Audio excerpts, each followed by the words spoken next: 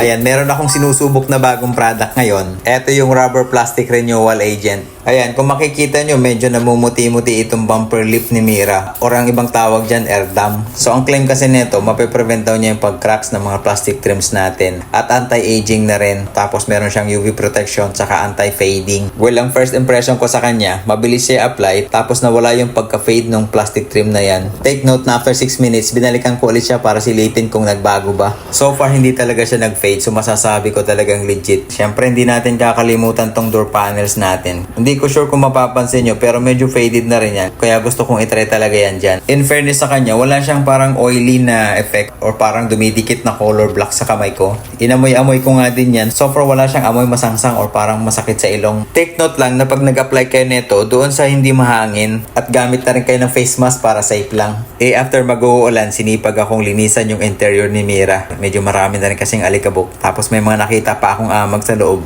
So far, natuwa ako dito kasi after ko mag-cleaning, nagmukhang bago talaga yung loob ni Mira. Nawala yung mga nag-fade tsaka namumuti-muti. Ayan, simulan natin dito sa door panel niya. O, diba? Nag-darken talaga yung kulay niya. Ayan, etong sa may dashboard din, natuwa ako dito. Nawala na yung pagka-fade niya, pati itong steering wheel ko. Tinan mo. Bago ko yan in-applyan, medyo namumuti-muti din yan. Ayan, last na lang. Gusto ko lang ipakita itong side mirror ko kasi natuwa ako dito. Nag-refresh talaga yung kulay niya. Ayan, so for comparison lang, eto yung nilagyan natin ng renewal agent. Eto namang sa kabila, yung hindi natin nilagyan. Tinan mo. Diba medyo faded siya, medyo hindi maganda yung kanyang pagka-black. Ayan, kung gusto mo i-try ito, ilalagay ko yung link dyan sa baba.